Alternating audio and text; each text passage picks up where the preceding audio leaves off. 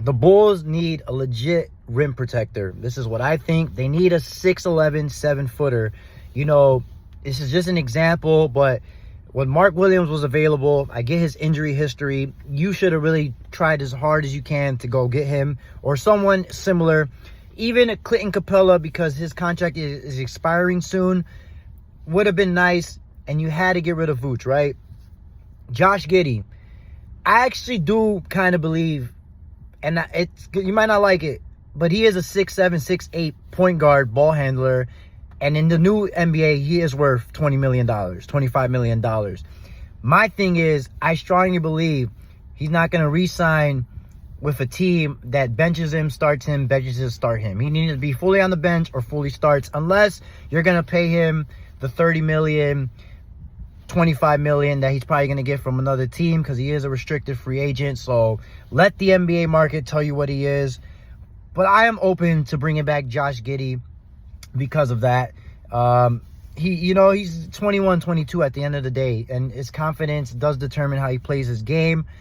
So, because since you didn't trade him at the deadline, then you have to bring him back, right? Because you could have got something for a Josh Giddey, but it sucks now because if you don't bring him back, he's pretty much walking, right? Another thing is, Patrick Williams, I guess you should have probably never gave him that contract, but since he is on that contract and maybe his value is just going down, down, down, he's just going to be a bench guy. He's going to be a 20-minute power forward off the bench, which is cool because that's something we need. Let's make it clear. What doesn't make sense to me is AK saying they're 22-30. They're going for the play-in tournament because, like I said, the Bulls are the Chicago Bulls are the play-in gods. You can pencil them every year in the 10th seed, which is fucking ridiculous. But why do you trade Zach LaVine then? Wouldn't it make more sense because you practically almost got nothing, although you did get the first-round pick and Kevin Huerter and Trey Jones and Zach Collins, whatever. Wouldn't you just keep him because your chances would be better with Vooch, Zach on the team to make the 10th seed or 9th seed, and you want to do it anyway? That's just me. I always have been an advocate for the backcourt because I strongly believe in the Ayo and Kobe White backcourt. Like when they play 35, 40 minutes, Ayo can average 15 to 20 points. Not saying on a consistent night, average in the season. And Kobe is a 20-point scorer, bro. If you give him 25 shots, 20 to 15 shots, and he's hot, he can score the basketball, and he can also give you 6 to 5 assists. He almost reminds me of a baby Tyrese Maxey, and I mean baby in the version of like I would prefer probably Tyrese Maxey over him. He's a little better, but Kobe is not that far off. Maybe Kobe has to braid his hair or cut his hair, and then boom, he's going to take off, because Afro is always like that, moving and shit. But I love the Afro, right?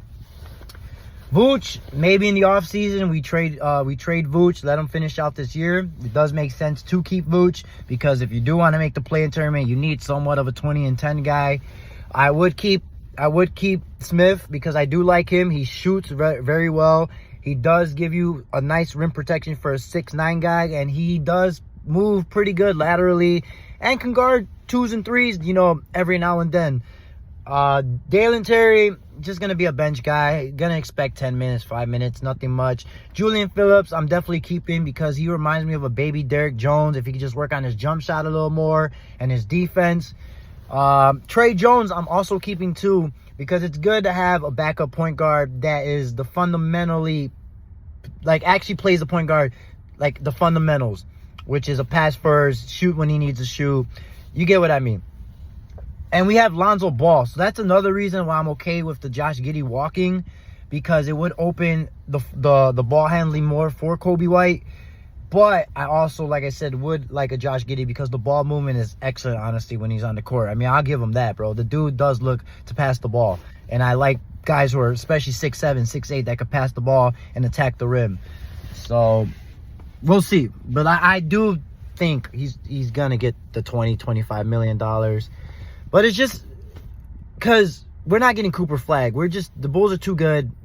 They're not a good team, but their record is just too good compared to the Wizards to even go for a Cooper Flag. Because a Kobe White, Ayo Dosunmu, Cooper Flag, Montez Buzelis lineup, if you really think about it, does not sound that bad to be at least a 6 seed or a 7 seed with young talent, right? And then, speaking of Montez Buzelis, from day one, he should have started. That's plain and simple. Like I said, it should have been Io, Kobe, and Montez Buzela is probably starting. But the front office are incompetent. We know this already. Continuity, blah, blah, blah, blah, blah, you know. And Garden Pax was probably better because one of your best players is Kobe White from the last regime. And Billy Donovan, I'm clearly getting a new coach because we had enough time. By the way, you see this random ass hair I think I have sticking up. But yeah, it's time for Billy Donovan to move on. When your coach is saying he's not going to want to be on a rebuilding team, it's clear as day. It's frustrating as a Bulls fan that they're just trying to fight for mediocrity and just temp seed and just banking on the events they have at Bulls Stadium, and fans keep coming because I'm a sucker too. Like, I love basketball, and the closest professional basketball place to go to is the United Center, and I'm gonna keep going and be a sucker for it because although the team may always suck, I love watching basketball, and I can always figure out a way to enjoy the game. You know, sometimes at home, I'm more like those guys that you'll see in the stands, like, come on, what are you doing?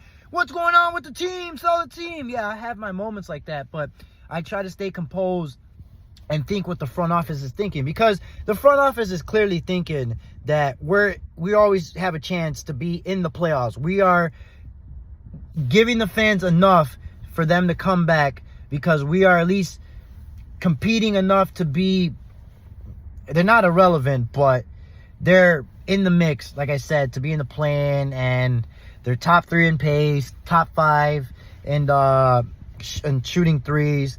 So they clearly did that so the fans wouldn't get as pissed, because we were all complaining about how the pace was with DeMar DeRozan. And this team is, look, this team right now is filled with nothing but 3 options and 4 options of scorers. We don't have a second option on the Bulls. We don't have a first option. That is true what all these guys like myself on YouTube and social media are saying. We are waiting for the star to come in. That's absolutely correct. But we do have the other pieces. I wanted to keep Zach because he was a second, third option. We had that piece. So let's get the star. Because at the end of the day, it is Chicago, man. Like, if you can just figure out a way, you can get players to come over here. At least I would hope so. But it is one of the most craziest front office I've ever seen. Like Draymond said, they are literally picking like this. And they did let Jordan walk. I get all that. But maybe that is another reason. I guess that's why players are actually not coming here. But you guys let me know in the comments below what you guys think. I will probably make a video because I am going to watch the game tonight to see how the new guys look on the Bulls and discuss how the rotation is. But let me know, Bulls fans, what you think in the comment below. Sorry if I'm all over the place. I'm glad I'm back to recording these videos. Please leave a like button. I'll talk to you guys later. Peace.